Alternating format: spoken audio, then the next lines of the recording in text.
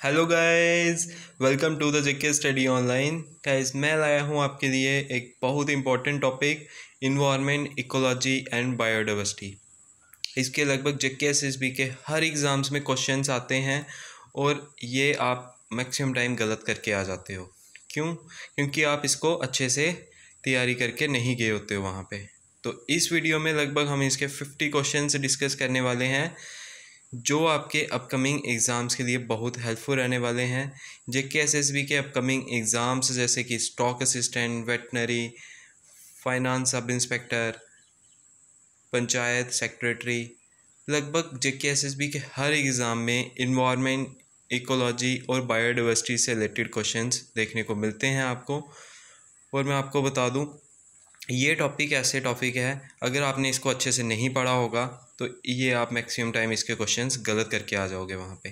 तो मैं आपको बता देता हूँ, अगर आप इन क्वेश्चंस को कर लोगे तो आप मैक्सिमम इसके क्वेश्चंस जो एग्ज़ाम में हैं ठीक करके आओगे। ठीक है, तो गाइज वीडियो को शुरू करते हैं और आपको ये वीडियो पूरी कंटिन्यू देखनी है लास्ट तक, फिर ही इसका पूरा बेनिफिट आपको मिल पाएगा। क्योंकि फर्स्ट से लेके 50 तक सारे क्वेश्चंस जो हैं वो आपके एग्ज़ाम पॉइंट ऑफ व्यू से बहुत इंपॉर्टेंट है। ठीक है, तो गाइज़ वीडियो को शुरू करने से पहले अगर आप चैनल पे फर्स्ट टाइम विज़िट कर रहे हैं तो चैनल को सब्सक्राइब कर लेना, क्योंकि मैं ऐसी वीडियोस लाता रहूँगा जो आपके एग्ज़ाम पॉइंट ऑफ व्यू से बहुत हेल्पफुल रहेंगी आपके लिए। ठीक है, तो गाइज़ फर्स्ट क्वेश्चन आपके लिए है, the word ecology is derived from. ठीक है, सिंपली आपसे पूछा है जो इकोलॉजी वर्ड है वो कहाँ से लिया गया है। तो आपको याद रखना है कि ऑप्शंस हैं, ग्रीक वर्ड है या फिर लैटिन है या फ्रेंच वर्ड है या फिर नन ऑफ द अबव। तो गाइज़ ये एक ग्रीक वर्ड है, इसलिए ऑप्शन ए जो है क्वेश्चन नंबर फर्स्ट का बिल्कुल राइट रहेगा। ठीक है, तो इसके बाद हम सीधा चलते हैं क्वेश्चन नंबर सेकंड की ओर। सेकंड क्वेश्चन में हमसे पूछा गया है, plants, animals, parasites, decomposers etcetera constitute dash dash components of environment. ठीक है, प्लांट्स, एनिमल, पैरासाइट्स और डिकम्पोजर्स के बारे में बोला है। ठीक है, ऑप्शंस हैं बायोटिक, एबायोटिक, सी लिविंग और डी ऑप्शन है बोथ ए एंड सी। तो मैं आपको बता दूं, इसका राइट रहेगा हमारा ऑप्शन डी। ठीक है, ये बायोटिक भी हैं और साथ में लिविंग भी हैं। ठीक है, तो ऑप्शन डी बिल्कुल राइट रहेगा क्वेश्चन नंबर सेकंड का। ठीक है, इसके बाद हम चलते हैं सीधा क्वेश्चन नंबर थर्ड की ओर। थर्ड क्वेश्चन में हमसे पूछा हुआ है, who coined the term ecology. ठीक है, इकोलॉजी टर्म जो है ये किसने कॉइन की थी। तो ऑप्शंस हैं अर्नेस्ट हैकल, ऑप्शन बी है एजी टेंसले, ऑप्शन सी है बोथ या फिर ऑप्शन डी है नन ऑफ द अबव। तो मैं आपको बता दूं, क्वेश्चन नंबर थर्ड का हमारा राइट रहेगा ऑप्शन ए, यानी Ernest Haeckel coin the term ecology. तो ऑप्शन ए बिल्कुल राइट रहेगा हमारा क्वेश्चन नंबर थर्ड का।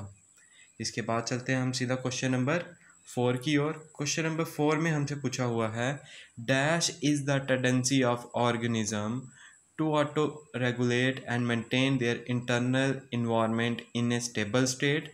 तो ऑप्शंस हैं हमारे सामने, होमोस्टेसिस, हिट्रो हिट्रोटॉपिस या फिर ऑटोग्राफ्स या फिर आल, यानी ए बी सी आल। ठीक है, तो मैं आपको बता दूं, क्वेश्चन नंबर फोर का राइट रहेगा हमारा option A.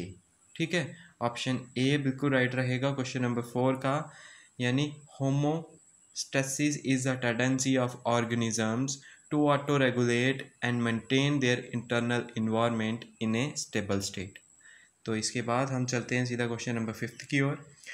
Question number fifth में हमसे पूछा हुआ है, agriculture fields and aquaculture ponds are examples of. ठीक है, हमसे क्या पूछा है, एग्रीकल्चर फील्ड्स और साथ में एक्वाकल्चर पॉन्ड्स, ये किसके एग्जांपल्स हैं। ऑप्शंस हैं man made ecosystem, option B है एक्वेटिक इकोसिस्टम, सी ऑप्शन है टेरेस्ट्रियल इकोसिस्टम और डी ऑप्शन है इनमें से कोई भी नहीं, यानी नन। ठीक है, तो मैं आपको बता दूं, क्वेश्चन नंबर फिफ्थ का राइट रहेगा ऑप्शन ए। ए बिल्कुल राइट रहेगा क्वेश्चन नंबर फिफ्थ का, यानी एग्रीकल्चर फील्ड्स हों या फिर हों एक्वाकल्चर पॉन्ड्स, दोनों क्या है, मैन मेड इकोसिस्टम्स हैं, ह्यूमन बींग्स ने ही इनको बनाया हुआ है। इसके बाद चलते हैं हम सीधा नेक्स्ट क्वेश्चन की ओर। Decomposers are also known as. ठीक है, डीकम्पोजर्स को आल्सो किस नाम से जाना जाता है, आल्सो नोन एज। तो ऑप्शंस हैं सेप्रोफाइट्स, ऑप्शन बी है सेप्रोट्रॉप्स, ऑप्शन सी है ऑटोट्रॉप्स, या फिर नन ऑफ दीज। तो मैं आपको बता दूं क्वेश्चन नंबर 6 का हमारा राइट रहेगा ऑप्शन बी यानी सेप्रोट्रॉप्स। तो क्वेश्चन नंबर 6 का बी राइट रहेगा। डिकम्पोजर्स को सेप्रोट्रॉप्स के नाम से भी जाना जाता है, ठीक है। इसके बाद चलते हैं हम सीधा क्वेश्चन नंबर 7 की ओर। The functional characteristics of a species in its habitat is called as, ठीक है। तो ऑप्शंस हैं ए नीच, ऑप्शन बी है इकोटोन, ऑप्शन सी है बोथ ए एंड बी, और ऑप्शन डी है नन, ठीक है, इनमें से कोई भी नहीं। तो मैं आपको बता दूं क्वेश्चन नंबर 7 का राइट रहेगा हमारा ऑप्शन ए नीच, ठीक है। क्वेश्चन नंबर 7 का ए ऑप्शन बिल्कुल राइट रहेगा। Functional characteristics of a species in its habitat is called नीच, ठीक है। इसके बाद चलते हैं हम सीधा क्वेश्चन नंबर 8 की ओर। क्वेश्चन नंबर 8 में हमसे पूछा हुआ है the terrestrial part of biosphere is divisible into various regions, these regions are known as, ठीक है। इन रीजन्स को क्या बोला जाता है? ऑप्शंस हैं आपके सामने, ए बायोम, ऑप्शन बी है नीच, ऑप्शन सी है इकोटोन, या फिर ऑल ऑफ द अबव, ठीक है, या ये तीनों हैं। तो मैं आपको बता दूं क्वेश्चन नंबर 8 का हमारा ऑप्शन ए बिल्कुल राइट रहेगा, यानी बायोम, ठीक है। बायोम क्या होता है? Terrestrial part of biosphere is divisible into various regions, ठीक है। These regions are known as biomes, ठीक है। आई होप क्वेश्चन नंबर 8 भी आपको समझ आ गया होगा। इसके बाद चलते हैं हम सीधा क्वेश्चन नंबर 9 की ओर। When there is network of interconnected food chains is an ecosystem, it is known as, ठीक है। आई होप आपने इसको आप अपनी जो क्लासेस थी, छोटी क्लासेस जैसे कि 8, 9, 10 वहाँ पर पढ़ा होगा, ठीक है। आपने फूड चेन्स को पढ़ा है, फूड वेब्स को पढ़ा है। तो इंटरकनेक्टेड कनेक्शंस ऑफ जो होते थे फूड चेन्स के, उनको क्या बोला जाता था? उनको बोला जाता था फूड वेब्स।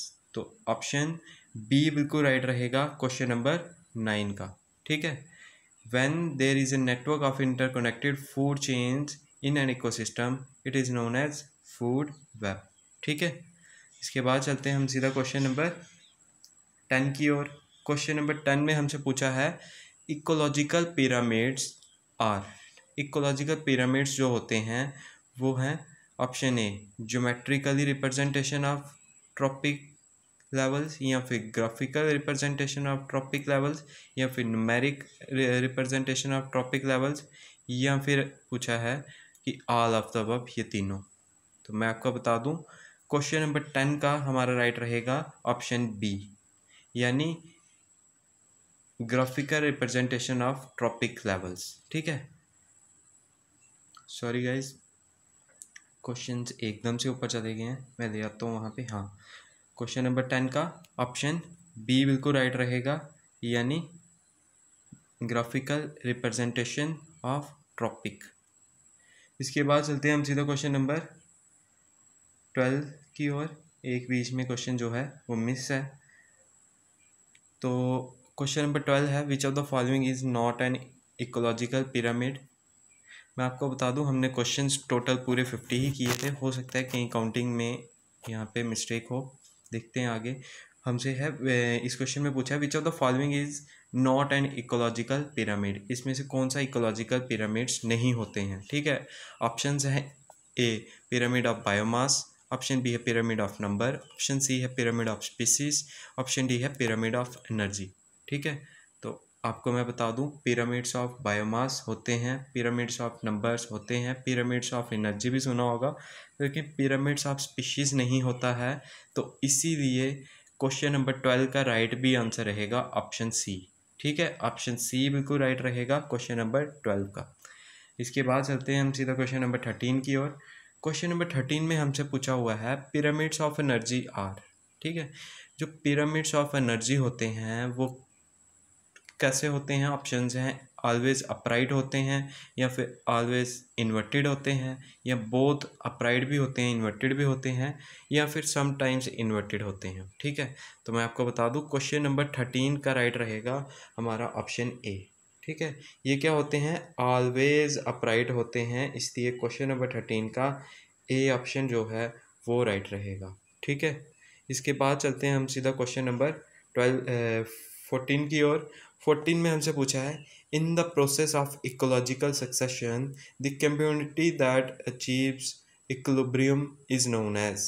ठीक है, जो इक्विलिब्रियम को अचीव कर लेती है उसको क्या बोलते हैं, तो मैं आपको बता दूं, ऑप्शंस है पॉइनर कम्युनिटी, ऑप्शन बी है क्लाइमैक्स कम्युनिटी, ऑप्शन सी है सीरियल कम्युनिटी और ऑप्शन डी है ऑल ऑफ द अबव। तो मैं आपको बता दूं क्वेश्चन नंबर 14 का राइट रहेगा ऑप्शन बी यानी क्लाइमैक्स कम्युनिटी, क्योंकि वो क्या कर देती है, वो इक्विलिब्रियम को अचीव कर लेती है। ठीक है, इकोलॉजिकल सक्सेशन में जब कोई कम्युनिटी इक्विलिब्रियम को अचीव करती है तो वो क्लाइमैक्स कम्युनिटी कहलाती है, ये याद रखना। ठीक है, इसके बाद चलते हैं हम सीधा क्वेश्चन नंबर 15 की ओर। The type of ecological succession which begins in lifeless and unoccupied areas is termed as। ठीक है, आपसे सिंपली पूछा है कि इकोलॉजिकल सक्सेशन में जब लाइफलेस अनऑक्युपाइड एरियाज से जो स्टार्ट होती है उसे क्या बोला जाता है, तो ऑप्शंस हैं सेकेंडरी सक्सेशन बोला जाता है, या फिर प्राइमरी सक्सेशन बोला जाता है, या फिर इंटरमीडिएट सक्सेशन बोला जाता है, या फिर ये सभी बोले जाते हैं, सेकेंडरी प्राइमरी इंटरमीडिएट।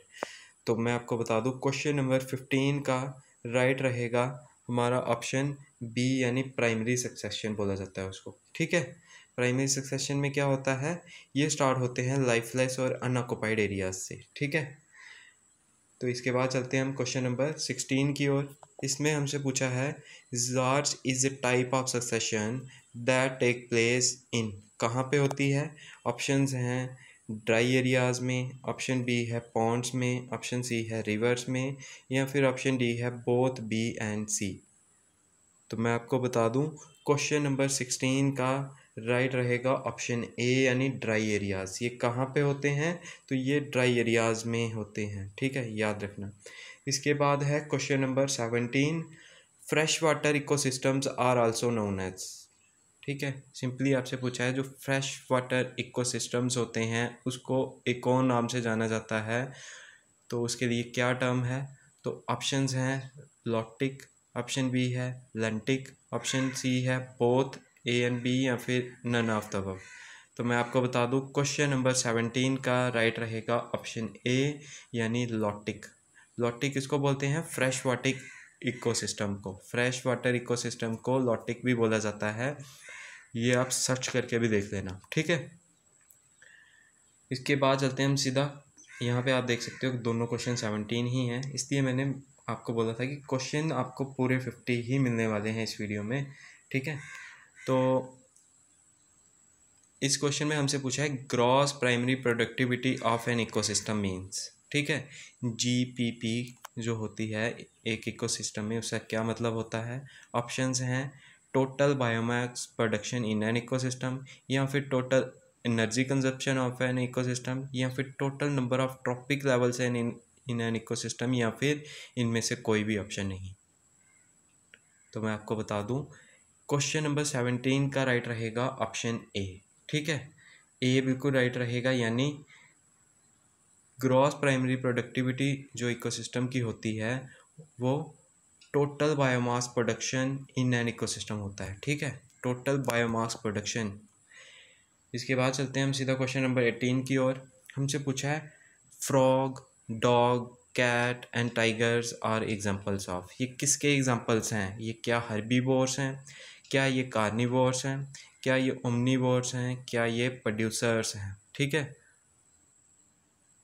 तो मैं आपको बता दूं अगर आपने देखे ही होंगे, इनका नहीं भी पता होगा, कैट टाइगर का तो आपको पता ही है, ये क्या फ्लैश खाते हैं, मीट खाते हैं, तो ये कौन से होते हैं, कार्निवोर्स। ठीक है, तो ऑप्शन बी बिल्कुल राइट रहेगा क्वेश्चन नंबर 18 का। ठीक है, frog, dog, cat, tiger are examples of carnivores. ठीक है, चलते हैं हम नेक्स्ट क्वेश्चन की ओर। The flow of energy from producers to the top consumers is called as.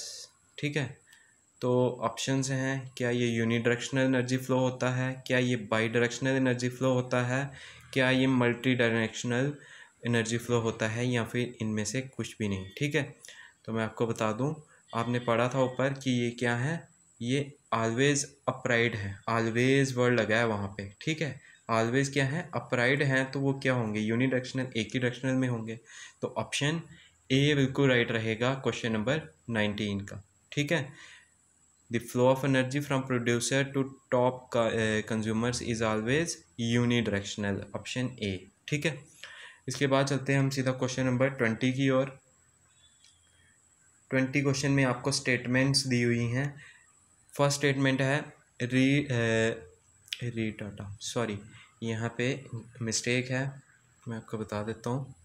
यहाँ पे री डाटा नहीं होगा, आपको रेड डाटा पढ़ना है। ठीक है, red data book of India includes the conservation status of animals and plants which are endemic to the Indian subcontinent. ठीक है, एक ये पूछा है, और सेकंड पॉइंट पूछा है आपसे, the book is the result of zoological survey of India and botanical survey of India. और ऑप्शन सी थर्ड आपसे पूछा है, ऑप्शंस नहीं है, ये स्टेटमेंट ही है कि both zoological survey of India and botanical survey of India are conducted under ministry of environment, forest and climate change. ठीक है, ऑप्शंस हैं आपके सामने, A only one correct, option B है बोथ आर करेक्ट, या फिर सी है all are correct, या फिर none of the none correct. ठीक है, तो मैं आपको बता दूं, अगर ये आपने स्टेटमेंट्स पढ़ ली हैं, आप फिर से देख सकते हैं। अगर ज़्यादा टाइम लगेगा, आप पास करके इनको अच्छे से पढ़ सकते हैं। तो मैं आपको बता दूं, ये जो तीनों स्टेटमेंट हैं, ये तीनों करेक्ट हैं। ठीक है, तो क्वेश्चन नंबर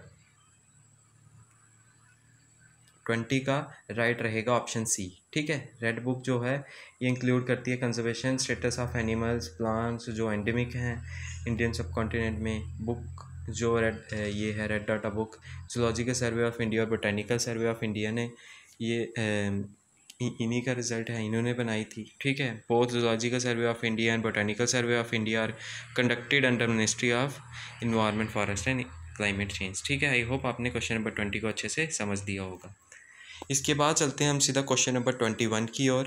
21 में हमसे पूछा है, which of the following mammals is in the category of critically endangered mammals in the red data book of India. Options हैं, A Kashmiri stag, option B है Himalayan brown bear, option C है Kondana rat, या फिर all of the above. तो मैं आपको बता दूं, क्वेश्चन नंबर 21 का अगर आपसे क्रिटिकली इंडेंजर मैमल्स पूछा है रेड डाटा बुक में, तो ये सभी हैं। ठीक है, तो ऑप्शन डी बिल्कुल राइट रहेगा क्वेश्चन नंबर 21 का। Kashmiri Stag, Himalayan brown beer, Kondana rat, ये सभी इसमें हैं। ठीक है,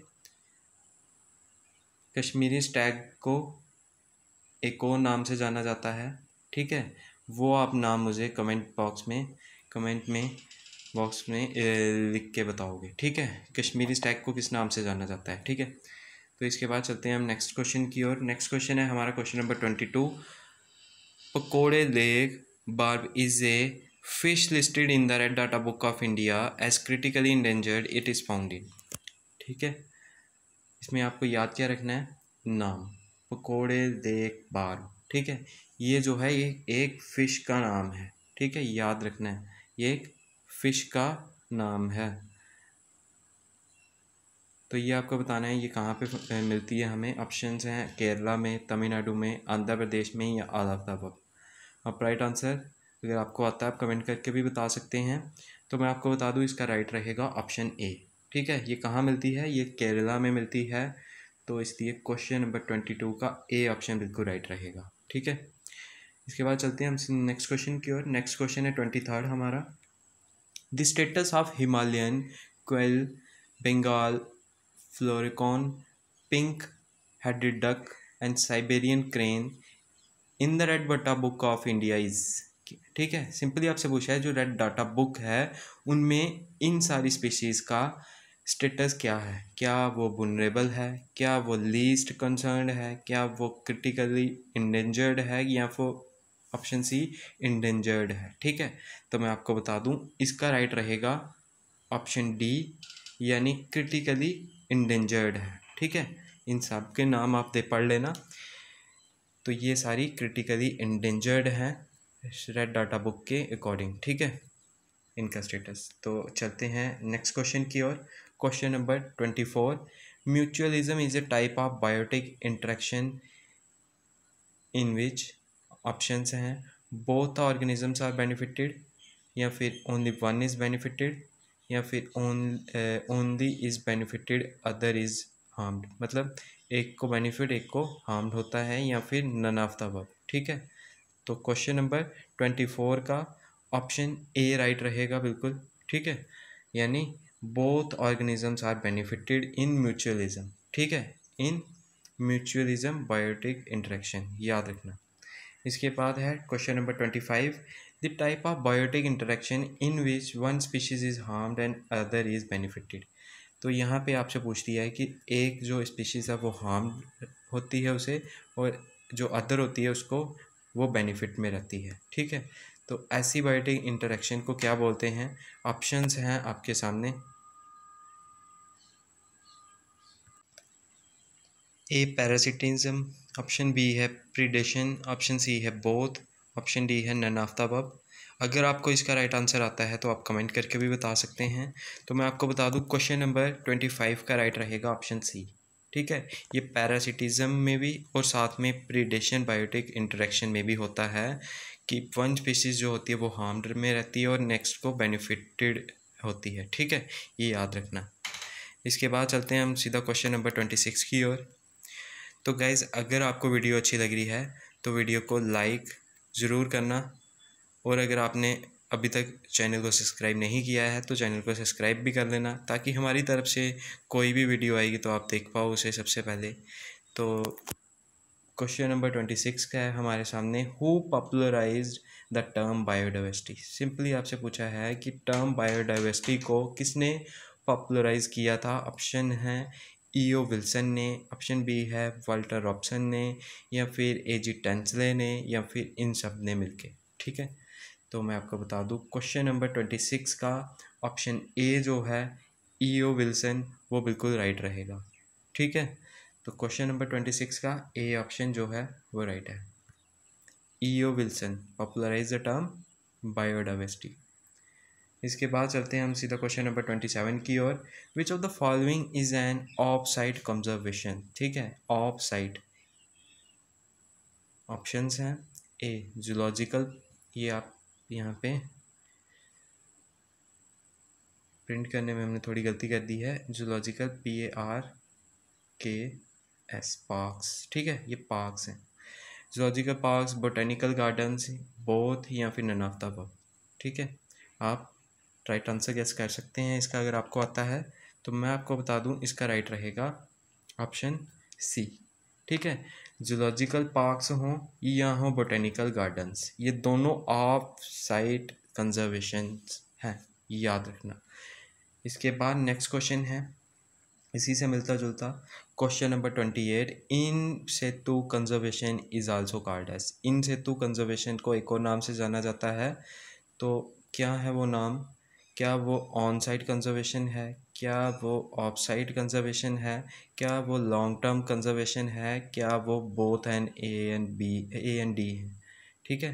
तो ए एंड डी तो नहीं हो सकता, यहाँ भी गलती हुई है, ए एंड सी आप लेके चलना, ठीक है।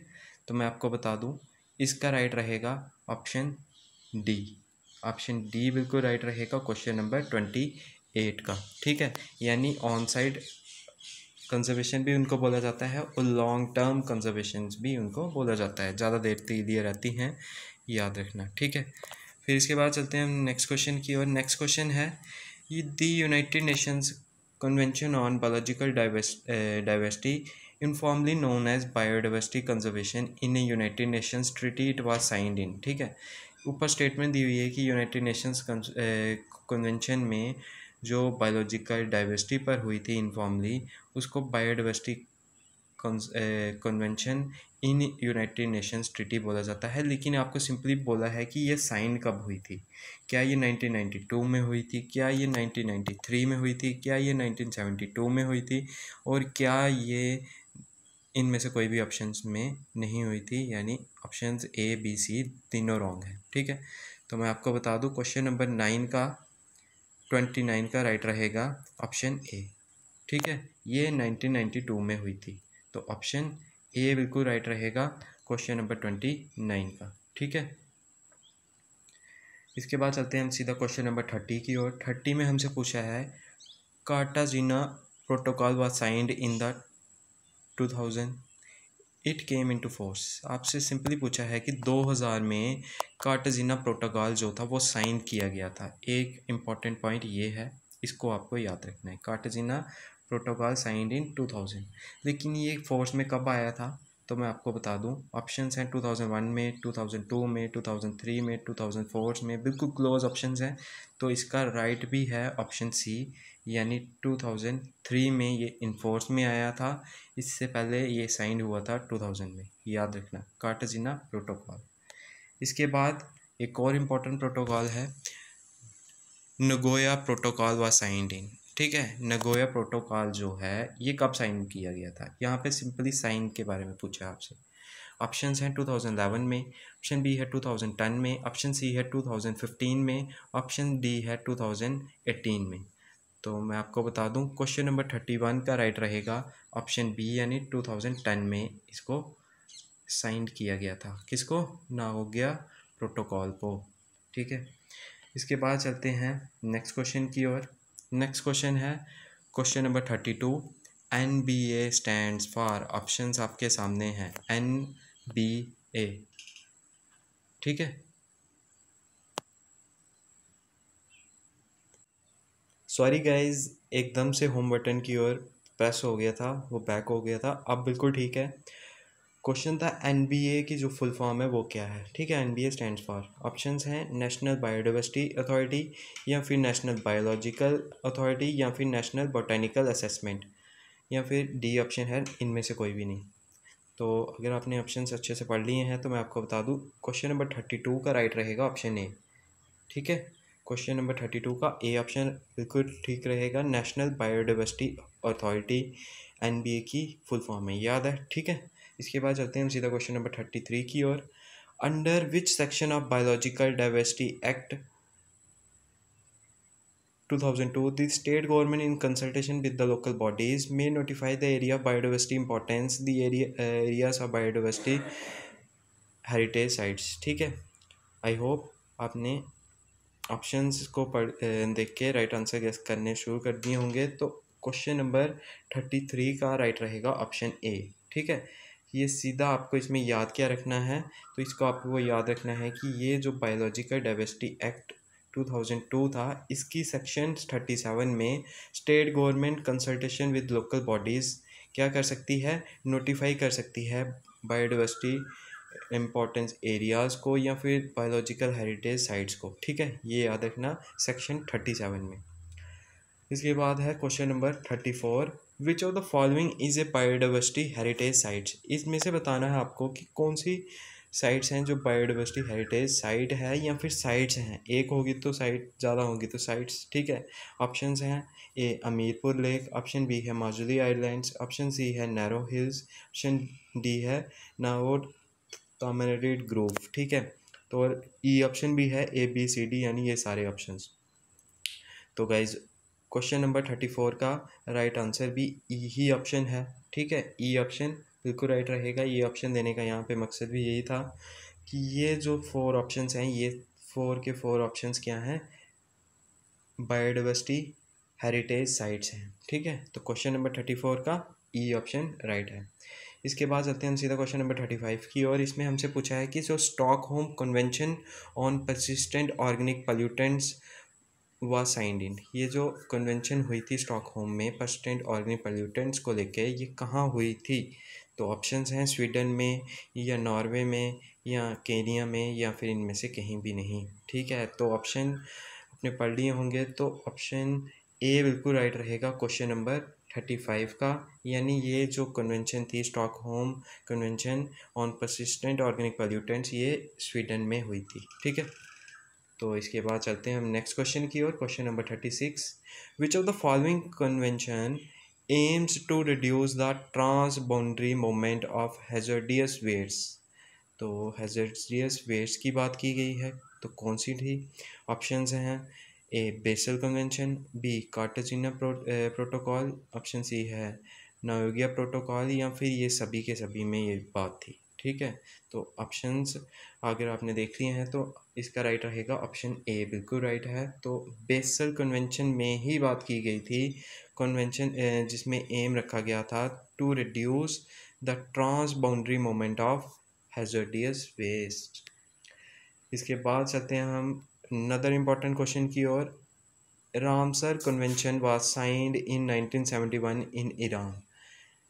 It came into force in, आपको ये याद रखना है 1971 में ईरान एक जगह है, वहाँ पे रामसर कन्वेंशन जो थी वो साइन की गई थी। ठीक है, लेकिन आपको यहाँ पे ये पूछा है कि ये फोर्स में कब आई थी। फिर साइन तो 1971 में कर दिया था इसको, फोर्स में क्या ये 1975 में आई थी, क्या ये 1972 में आई थी, क्या ये 1992 में आई थी, या फिर इनमें से कोई भी नहीं।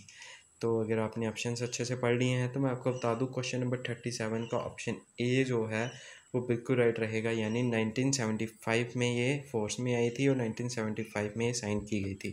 रामसर कन्वेंशन वेटलैंड्स को प्रिजर्व करने की बात की गई होती है इसमें, अगर आपने पढ़ी होंगी रामसर साइट्स।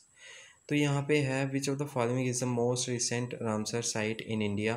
तो गाइज इस क्वेश्चन को आप नहीं देखोगे, ठीक है, इस क्वेश्चन को आप प्रॉपरली सर्च करोगे और कमेंट करोगे मुझे कि जो अभी लेटेस्ट रामसर साइट है वो कौन सी है और उसका कौन सा नंबर है। ठीक है, कौन से नंबर की है और वो रिसेंट कौन सी है, ये आप मुझे बताओगे। ठीक है, ये ओल्ड डाटा है, ये गलत होने के बड़े चांसेस हैं इसमें, इसलिए मैं अभी बताता हूँ। मोस्ट रिसेंट रामसर साइट आप कमेंट करके बताओगे, अगर मैं उसको हर्ट दूंगा तो वो आपका बिल्कुल करेक्ट आंसर होगा। ठीक है, तो इसके बाद क्वेश्चन नंबर 39 की ओर चलते हैं। क्वेश्चन नंबर 39 है the first Indian wetland of international importance under the Ramsar convention is. Simply बहुत इंपॉर्टेंट क्वेश्चन है ये आपके एग्ज़ाम पॉइंट ऑफ व्यू से। रामसर साइट्स तो आपने पढ़ी होंगी, लेकिन फर्स्ट इंडियन वेटलैंड कौन सा था जिसको इंटरनेशनल इम्पोर्टेंस के लिए लाया गया था रामसर कन्वेंशंस के अंडर। ऑप्शंस हैं केलरदो नेशनल पार्क, ऑप्शन बी है चिल्का लेक, या फिर लोकतक लेक, या फिर ये सभी के सभी। तो मैं आपको बता दूं, क्वेश्चन नंबर 39 का राइट है ऑप्शन बी, यानी चिल्का लेक। ठीक है, ऑप्शन बी बिल्कुल राइट है। क्वेश्चन नंबर 39 का चिल्का लेक वो फर्स्ट वेटलैंड रिजर्व था जिसको इंटरनेशनली इम्पोर्टेंस में लाया गया था under the Ramsar convention site. Simply आप ये बोल सकते हो कि रामसर साइट्स जो आप पढ़ते हो उसमें जो फर्स्ट साइट्स थी जो उसमें इंक्लूड की गई थी वो थी रामसर चिल्का लेक। ठीक है, चिल्का लेक कहाँ पे है ये आप मुझे कमेंट करके बताओगे। ठीक है, इतना बता देता हूँ, ये ईस्टर्न कोस्ट में एक स्टेट है वहाँ पे है। ठीक है, एक गेस दे रहा हूँ, आप मुझे बताना आंसर इसका। इसके बाद है question number 40, which of the following is a Ramsar site and is also the largest inland salt water lake in India.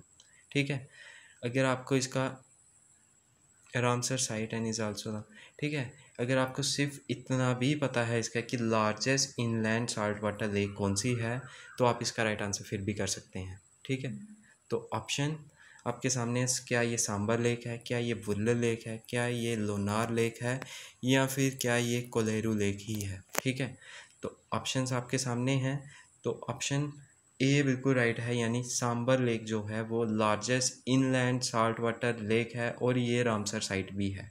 तो ऑप्शन ए बिल्कुल राइट है क्वेश्चन नंबर 40 का।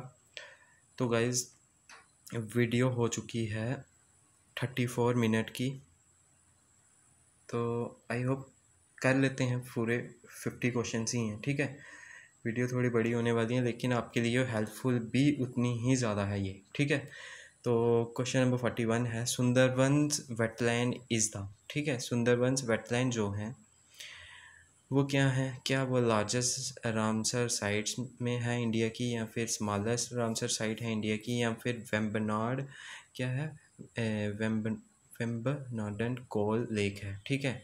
तो आपको याद रखना है सुंदरबंस जो वेटलैंड है वो है largest Ramsar site in India. Option A जो है वो बिल्कुल राइट है। क्वेश्चन नंबर 41 का ए ऑप्शन राइट। इसके बाद चलते हैं हम सीधा क्वेश्चन नंबर 42 की और थोड़ा फास्ट चलने की कोशिश करेंगे। इसमें स्टेटमेंट्स हैं, mangroves are highly productive ecosystems. Option B है they produce blind roots to overcome transportation problems, they require high solar radiations, they are best examples of ecotone. आप इसको पास करके अच्छे से पढ़ के स्टेटमेंट्स को आंसर कर सकते हैं। मैं आपको इसका सीधा राइट आंसर बता देता हूँ। क्वेश्चन नंबर 42 का राइट है ऑप्शन सी, यानी सारे ऑप्शंस ठीक हैं, सिर्फ जो स्टेटमेंट सेकंड है उसे छोड़ के, ठीक है। तो नेक्स्ट है 43 question, which of the following is the largest mangrove in India. इनमें से लार्जेस्ट मैंग्रोव कौन सा है? तो मैंग्रोव्स आपने देखे ही होंगे, सुंदरबंस को बोला जाता है, तो ऑप्शन ए ही इसका भी राइट है। क्वेश्चन नंबर 43 का ए ऑप्शन बिल्कुल राइट है, ठीक है। इसके बाद चलते हैं हम सीधा क्वेश्चन नंबर 44 की ओर। Polyps that form coral reefs are, क्या है? प्लांट हैं, एनिमल हैं, अक्वाटिक स्ट्रक्चर हैं या नन ऑफ द अबव। तो मैं आपको बता दूं वो हैं ऑप्शन बी ऑफ एनिमल्स। किसके हैं? वो एनिमल्स के हैं। तो क्वेश्चन नंबर 44 का बी ऑप्शन बिल्कुल राइट है। इसके बाद है question number 45, the colour of coral reefs are because of, ठीक है। ये आप मुझे आंसर करके बताओगे, ठीक है, क्योंकि ये बहुत ही ज़्यादा एक अच्छे लेवल का क्वेश्चन है, बिल्कुल भी आप इसे इजी नहीं मान सकते हो, ठीक है। कलर ऑफ कोरल रीफ्स, जो जो क्वेश्चंस हैं आप उनके आंसर करने की ज़रूर कोशिश करना। मैं इसलिए कर रहा हूँ क्योंकि आप सीधा देख के वीडियो को इसके बाद इसको देखोगे ही नहीं तो आपको याद नहीं रखेगा, लेकिन अगर आप जो मैं पॉइंट्स बोलता हूँ उनको सर्च करोगे तो मैं गारंटी देता हूँ 50 क्वेश्चंस के 50 क्वेश्चंस आपको याद रहेंगे। जब भी एग्ज़ाम में आएंगे आप उनको ठीक करके आओगे, ठीक है। तो क्वेश्चन नंबर 45 को आप मुझे आंसर करोगे सर्च करके। अगर नहीं आता है, अगर आता है तो आप सीधा आंसर करके कर सकते हो कमेंट्स में, ठीक है। तो इसके बाद है question number 46, which of the following is a type of coral reef. इनमें से बताना है कि कोरल रीफ्स की कौन सी टाइप्स हैं। क्या फ्रिंगिंग रीफ्स हैं, क्या बैरियर रीफ है, क्या एटॉल्स हैं, या फिर ये सभी हैं। तो मैं आपको बता दूं क्वेश्चन नंबर 46 का डी ऑप्शन बिल्कुल राइट रहेगा, यानी ये तीनों ऑप्शंस राइट हैं, ठीक है। तो डी ऑप्शन राइट रहेगा क्वेश्चन नंबर 46 का। इसके बाद चलते हैं हम सीधा क्वेश्चन नंबर 47 की ओर। Project elephant was launched in 1992, it is a. तो आपको याद रखना है कि क्या ये सेंटर स्पॉन्सर स्कीम थी, क्या ये स्टेट स्पॉन्सर स्कीम थी, क्या ये दोनों की थी, क्या ये इनमें से किसी की भी स्कीम नहीं थी। तो क्वेश्चन नंबर 47 का ए ऑप्शन जो है वो बिल्कुल राइट रहेगा। ये सिर्फ और सिर्फ सेंटर स्पॉन्सर स्कीम थी, स्टेट का इसमें कोई रोल नहीं था, ठीक है। Project elephant. इसके बाद चलते हैं क्वेश्चन नंबर 48 की ओर। Project tiger was launched in. Project tiger जो था ये कब लॉन्च किया गया था? तो ये किया गया था ऑप्शन 1973 में, या फिर 1972 में, 2008 में, 2005 में। तो मैं आपको बता दूं क्वेश्चन नंबर 48 का ए ऑप्शन बिल्कुल राइट है, यानी ये 1973 में लॉन्च किया गया था प्रोजेक्ट टाइगर। इसके बाद question number 49, to safeguard and protect the flora and fauna the wildlife protection act was enacted in. कब इनेक्ट किया गया था? 1972 में, 1972 में, दो ऑप्शन सेम हो गए हैं, या फिर ऑप्शन सी है 1981 में, या फिर ऑप्शन डी है 1986 में। तो मैं आपको बता दूं सीधा कि क्वेश्चन 49 का ऑप्शन ए बिल्कुल राइट है, बी भी राइट है, ठीक है। ए एंड बी बोथ, ठीक है, क्योंकि 1972 ही इसका राइट आंसर है। इसके बाद चलते हैं हम सीधा क्वेश्चन नंबर 50 की ओर। आज का हमारा लास्ट क्वेश्चन। अटाकापा wildlife sanctuary is located in. बड़ा अजीब सा नाम है कि ये जो बर्ड सेंचुरी है अटाकापा, ये कहाँ पे लोकेटेड है? क्या ये आंध्र प्रदेश में है, क्या ये केरला में है, क्या ये राजस्थान में है, क्या इनमें से कहीं भी जगह नहीं है? तो मैं आपको बता दूं कि क्वेश्चन नंबर 50 का राइट रहेगा ऑप्शन ए। ठीक है, ए ऑप्शन बिल्कुल राइट रहेगा, आंध्र प्रदेश में है।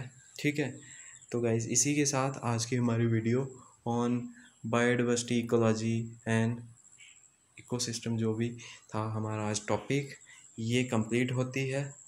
ठीक है, ये सारे क्वेश्चंस थे। ठीक है, इन्वायरमेंट, इकोलॉजी एंड बायोडाइवर्सिटी, लगभग 50 क्वेश्चंस थे। अगर आपको और भी वीडियो चाहिए तो आप कमेंट में भी मुझे बता सकते हो, मैं उसी के ऊपर वीडियोस लाने की कोशिश करूँगा, नहीं तो मैं खुद तो कर ही लूँगा। ठीक है, आप मुझे बता सकते हैं कि आपको नेक्स्ट टॉपिक्स कौन से चाहिए। ठीक है, तो थैंक यू गाइस, इस वीडियो में इतना ही।